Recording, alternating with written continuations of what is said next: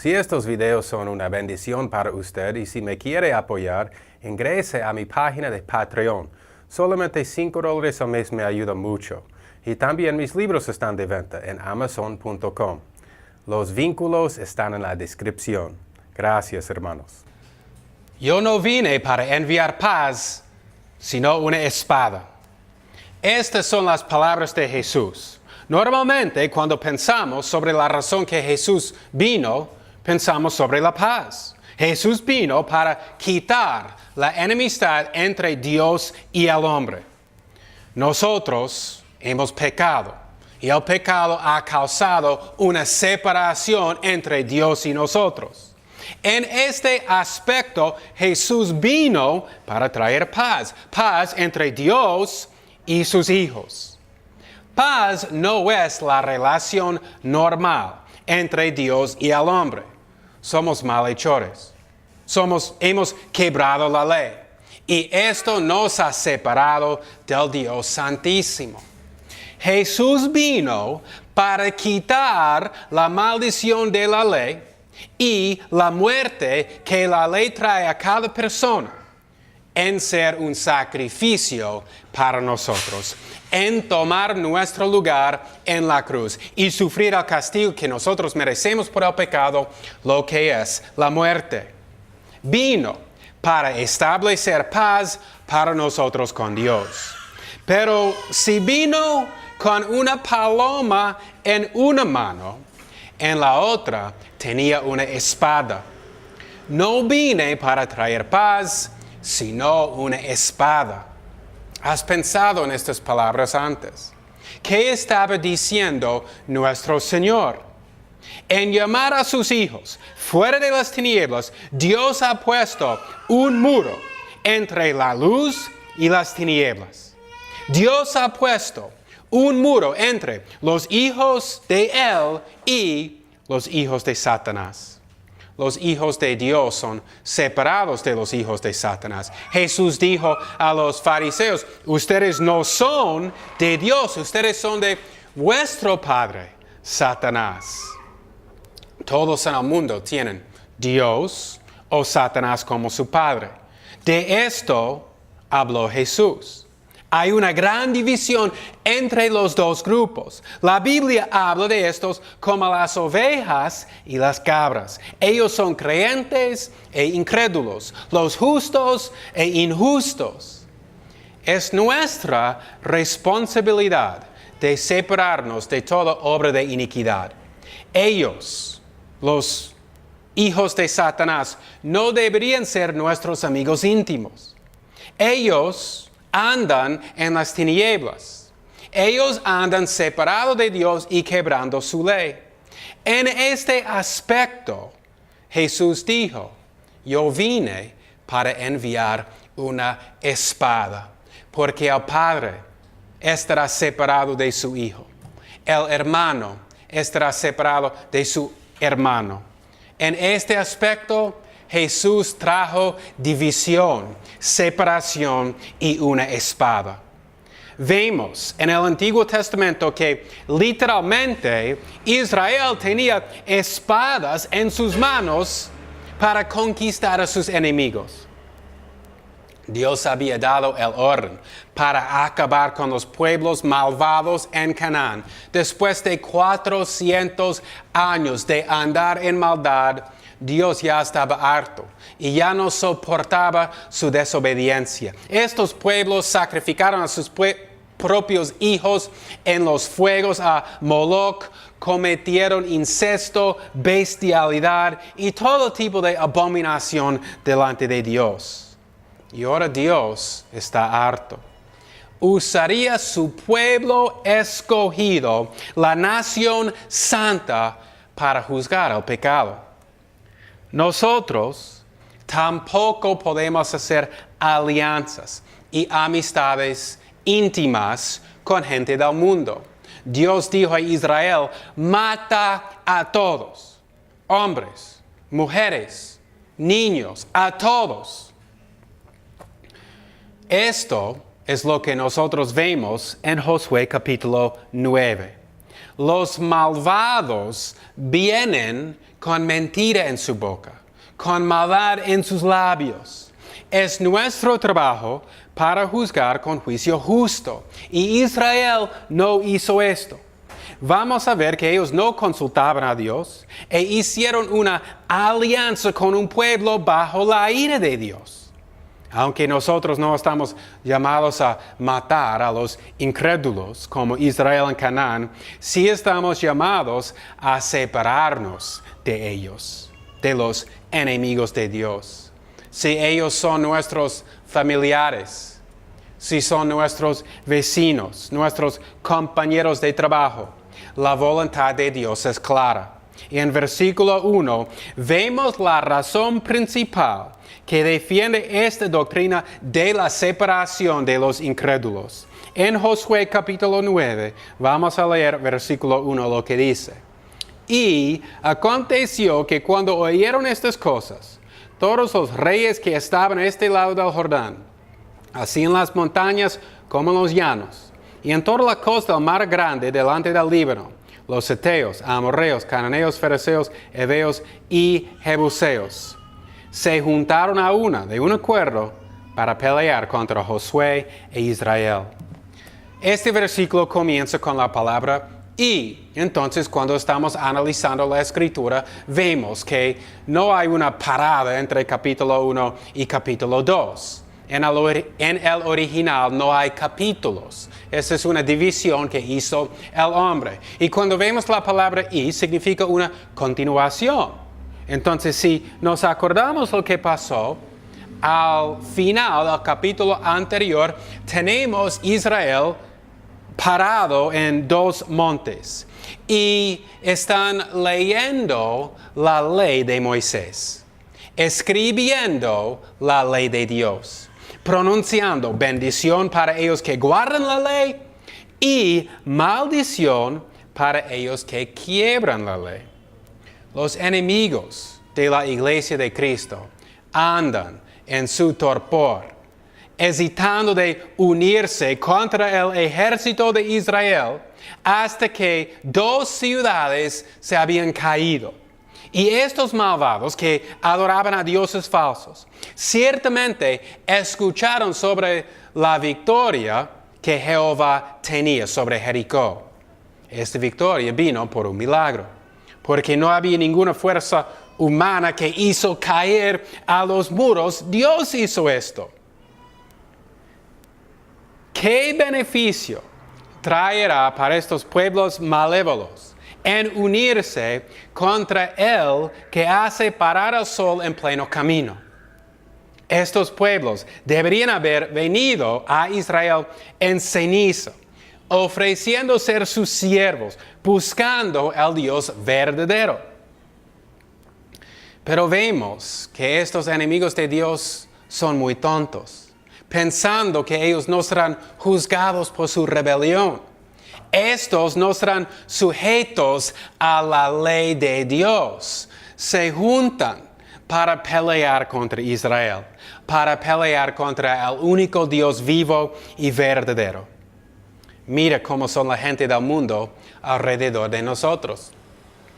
Odian la ley de Dios, tal como estos pueblos en Canaán que se unen para pelear contra Dios y su ley. Así hacen ellos alrededor de nosotros hoy en día, fornicando, maldiciendo, mintiendo, robando, tomando, velando, orando a los santos y a María, a los dioses ajenos. ¿Piensas que Dios permite que nosotros pasemos tiempo con ellos, conversando con ellos, riendo con ellos en sus casas, hablando sobre cosas mundanas, mientras que ellos están bajo la ira de Dios? Dios no permite esto en ninguna manera. Es contra su voluntad. Salmo 1:1 nos dice: bienaventurado el varón que no anduvo en consejo de malos, ni estuvo en camino de pecadores, ni en silla de escarnecedores se ha sentado. Nuestra guerra es espiritual y vemos esta batalla, que todos están contra Israel. Pero Israel está con Dios. Versículos 3 a 6 en Josué 9 dicen: Y cuando los habitantes de Gabaón oyeron lo que Josué había hecho a Jericó y a Ai, ellos usaron de astucia, pues fueron y se fingieron embajadores, y tomaron sacos viejos sobre sus asnos, y odres viejos de vino, rotos y remendados, y zapatos viejos y recocidos en sus pies, con vestiduras viejas sobre sí, y todo pan que traían para el camino, seco y mohoso. Así vinieron a Josué al campo en Gilgal, y le dijeron a él y a los de Israel: Nosotros venimos de tierra muy lejana, haced pues ahora alianza con nosotros. Aquí vemos ambas maneras que los enemigos de Dios atacan a la iglesia. Primero es la guerra. En versículos 1 y 2 leímos que estos pueblos se unieron para pelear contra Israel, para pelear contra la iglesia. Y aquí, en versículo 6, leemos acerca de otra forma que ellos atacan a la iglesia. Esto es con engaño. Esta es la manera que Satanás nos ataca en nuestra guerra espiritual, con engaño. Él puede venir a nosotros como Caín vino a Abel con una espada en su mano, o puede venir a nosotros como la serpiente se acercó a Eva, tentándole con palabras. Los heveos eran un pueblo que rechazó las tonterías de sus vecinos en pelear contra el Altísimo. Pero la manera que ellos se acercaron a Israel era con engaño. ¿Qué clase de pacto o alianza piensan ellos que van a tener si lo hacen en astucia y con palabras engañosas? Ellos son vecinos de Jericó y aún más cerca a Ai, pero saben lo que está pasando con Israel y sus enemigos. Saben que Moisés dio el mandamiento que vino de Dios para destruir todos los moradores de Canaán. La razón por el degolladero era que la ira de Dios fue cumplida. Dios dio cientos de años a estos pueblos para arrepentirse, pero ellos continuaban en su maldad. Y Dios ahora está juzgando el pecado. Dios usó su pueblo escogido de Israel para juzgar el pecado en Canaán. Y dejando vivo a los habitantes de la tierra resultaría en un fracaso para sus hijos. Vemos que Israel no guardó el mandamiento de Dios y no quitó todas las personas de Canaán. Y después sus hijos se casaron con las hijas de los pueblos malvados y fracasaron, se cayeron y andaban en maldad. Dios dio el mandamiento para matar a todos. Nosotros no tenemos ese mandamiento hoy en día. Nosotros no vivimos en una teocracia donde Dios es el rey de una nación. Pero Dios no ha parado de juzgar el pecado. Los terremotos, los huracanes, la hambre que vemos, las guerras, todas estas cosas son maldiciones de Dios, son juicios contra el pecado, y más estamos leyendo acerca de estas cosas hoy en día. Los heveos saben que el propósito de Israel es conquistar a Canaán, y también saben que van a cumplir su propósito porque el único Dios vivo y verdadero pelea con Israel. Por eso los heveos hacen este engaño. Ponen ropa vieja, zapatos viejos, traen pan viejo y mohoso, y ellos van a Israel. Y cuando llegan a Gilgal, con engaño en sus labios, ellos dicen: hemos viajado lejos, mira a nosotros, mira nuestra ropa rota, mira nuestro pan mohoso, ni lo podemos comer, no somos de aquí. haga una alianza con nosotros. Ahora vemos la respuesta de Israel en versículos 7 a 13, lo que dice. Y los de Israel respondieron a los heveos: quizá vosotros habitáis en medio de nosotros. ¿Cómo pues podremos nosotros hacer alianza con vosotros? Y ellos respondieron a Josué: nosotros somos tus siervos. Y Josué les dijo: ¿quiénes sois vosotros y de dónde venís?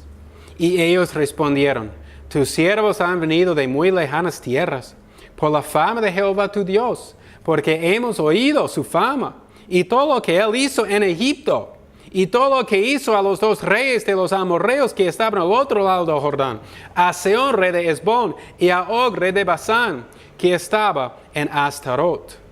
Por lo cual nuestros ancianos y todos los moradores de nuestra tierra nos dijeron: tomad en vuestras manos provisión para el camino, e id al encuentro de ellos, y decidles: nosotros somos vuestros siervos, y haced ahora con nosotros alianza. Nuestro pan lo tomamos caliente de nuestras casas para el camino al día que salimos para venir a vosotros. Y helo aquí ahora ya está seco y mohoso. Estos odres de vino también los llenamos nuevos, y helos aquí ya están rotos. También estas nuestras vestiduras y nuestros zapatos están ya viejos, a causa de lo muy largo del camino. Al principio, los israelitas no están seguros qué hacer. Revelan su duda a los heveos. ¿Cómo sabemos que ustedes vienen de lejos? Tal vez ustedes son de aquí. Vemos que ellos entienden la naturaleza del hombre, que es malo, totalmente depravado y corrupta. No podemos confiar en nadie. Y esto muchos de nosotros hemos aprendido por experiencia. Pero mucho más importante es que es un hecho bíblico, que el hombre es corrupto. Todos son mentirosos. Jeremías 9:4 dice: guárdese cada uno de su compañero, y en ningún hermano tenga confianza, porque todo hermano engaña con falacia, y todo compañero anda con calumniadores.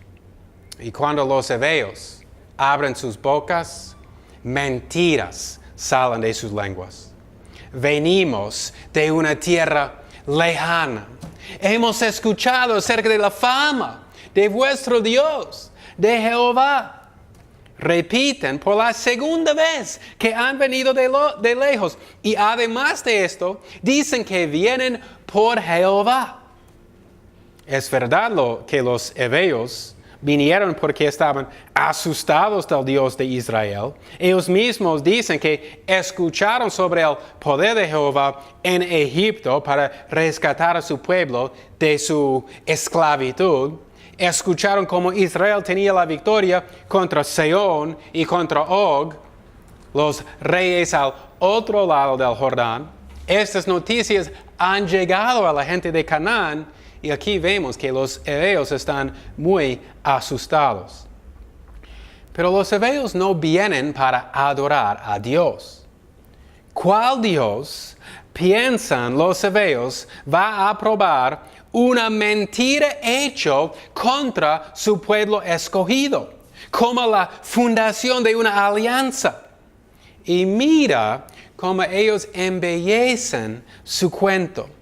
Nuestros ancianos nos dijeron: vaya allá y haga una alianza con ellos. Mira el pan mohoso, era fresco cuando salimos. Mira estos odres de vino, eran nuevos pero ya están rotos. Mira nuestra ropa, viejo. Una mentira tras otra. Esta es una manera para reconocer una mentira. Muchos intentan engañar. Muchas veces tienen una historia grande. Cuentan algo increíble que ha pasado a ellos. Y después piden algo. Muchas veces es el dinero.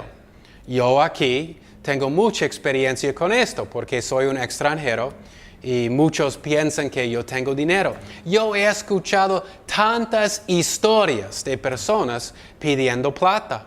Aquí leemos una historia grande de estos hebreos. Es una mentira tras otra para conseguir lo que ellos quieren. Hay gente en este mundo que hará cualquier cosa para conseguir lo que quieren. Para los hebreos es verdad que ellos iban a morir. Ellos estaban en una posición bien difícil. Pero hay muchos otros que engañan por el dinero o por el poder. Jesús dijo en Mateo 10:16, he aquí, yo os envío como ovejas en medio de lobos. Sed pues sabios como serpientes y sencillos como palomas. No debemos confiar en ninguna historia que nos parece extraña, que es increíble. Las mentiras que salen de las bocas de personas no pueden ser numeradas. No debemos confiar en gente que no son cristianos. Pero ahí está otro problema. Algunos vienen en el nombre de Dios, diciendo que son creyentes, pidiendo dinero, gente ajena que no sabemos. Llegan a la iglesia o tal vez llegan a la casa y tienen una historia, un gran problema. ¿Qué debemos hacer? Mira lo que Josué hizo en versículo 14. Y los hombres de Israel tomaron de su provisión del camino y no consultaron a la boca de Jehová. Y Josué hizo paz con ellos y concertó con ellos que les dejaría la vida. También los príncipes de la congregación les juraron.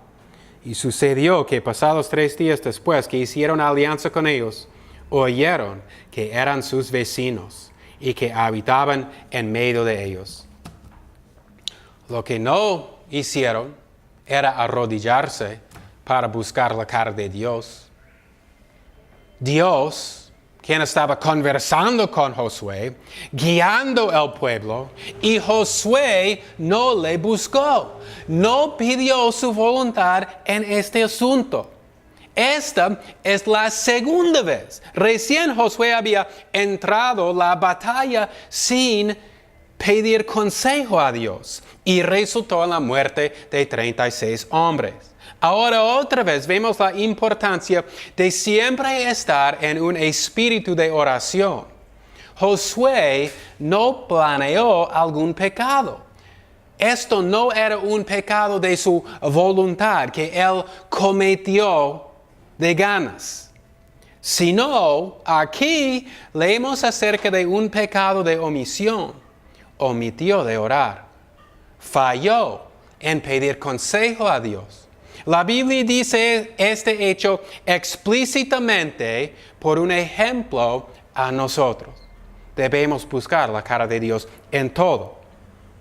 Y especialmente cuando tenemos decisiones importantes. No debemos hacer nuestros propios planes sin consultar a Dios. Aunque Dios no va a hablar en voz alta con nosotros como hacía con Josué, Dios habla con nosotros en otras formas. Debemos buscar a Dios. Y si hay algo que queremos hacer, pero no tenemos paz en nuestro corazón, no estamos seguros, tenemos una duda, esa duda ha sido puesto allá por Dios. Dios obra en nuestras conciencias. Como dijo Martín Lutero, nunca es seguro actuar en contra de la conciencia. Dios nos ha dado la conciencia. Si estamos en pecado, por supuesto esto no aplica. Porque si estamos en pecado, andando en maldad, no podemos esperar la ayuda, la misericordia, la gracia de Dios. No va a venir. No deberíamos tomar decisiones importantes si estamos en pecado. También, si Dios nos ha dado padres creyentes, Dios obra por medio de ellos. Si eres un joven y tus padres te pueden ayudar a tomar decisiones, sea con quién te vas a casar, cuándo vas a salir de la casa para buscar trabajo, en qué debes trabajar. Dios ha dado padres piadosos para guiar a sus hijos creyentes. Pero si tus padres son incrédulos, eso no te va a ayudar, pero hay personas en la iglesia quien le puede ayudar, o hay otros miembros de la familia que tal vez son creyentes.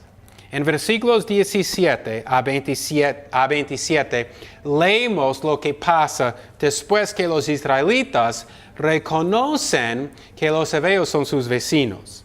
17 al fin del capítulo dice: y partieron los hijos de Israel, y al tercer día llegaron a sus ciudades, y sus ciudades eran Gabón, Sefira, Berot y Kiriat Jearim.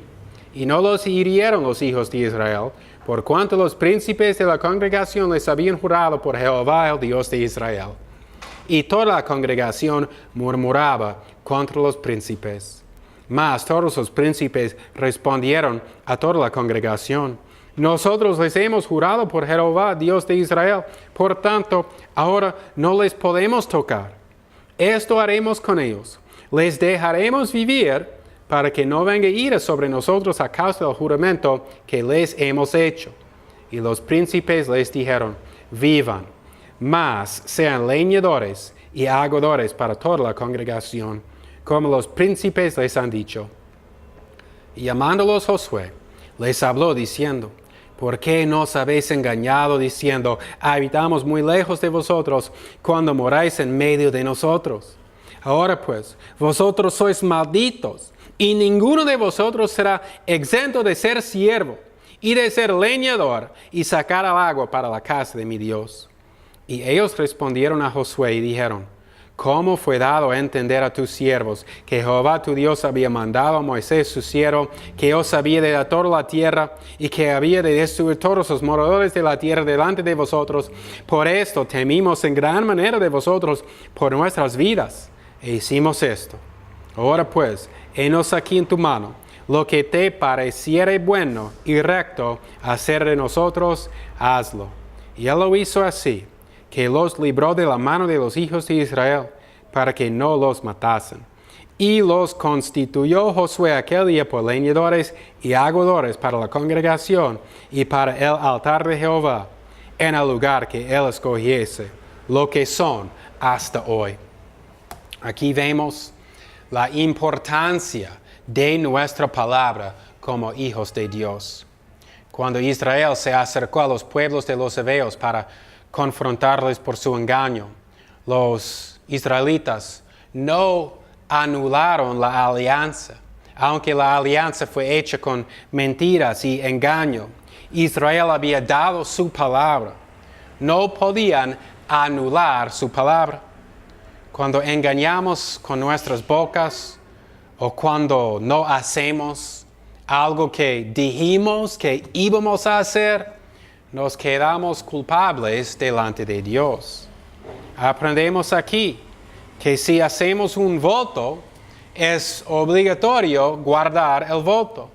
No tenemos la opción de decir: este malvado enemigo de Dios me engañó, vino con astucia, no voy a cumplir lo que dije. Esto es lo que pasó a Israel, y estaban obligados a guardar su palabra, cumpliendo la alianza y no haciendo pedazos de estos incrédulos.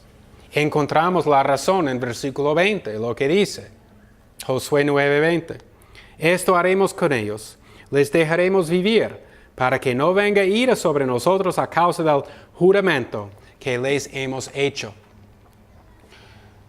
Nosotros podemos hacer un juramento, pero en muchos casos no es recomendable. Vemos en la corte, en el juicio, que hay que poner la mano sobre la Biblia para jurar. En los Estados Unidos había un juicio sobre eventos, lo que habían pasado sobre el curso de meses y un año en antes. Y la persona culpable, dijeron, si ustedes me van a acusar, hagan un juramento, pero ellos no querían hacer un juramento y no hacían un juramento porque ellos temían que sus memorias tal vez no podían recordar todo exactamente como pasó.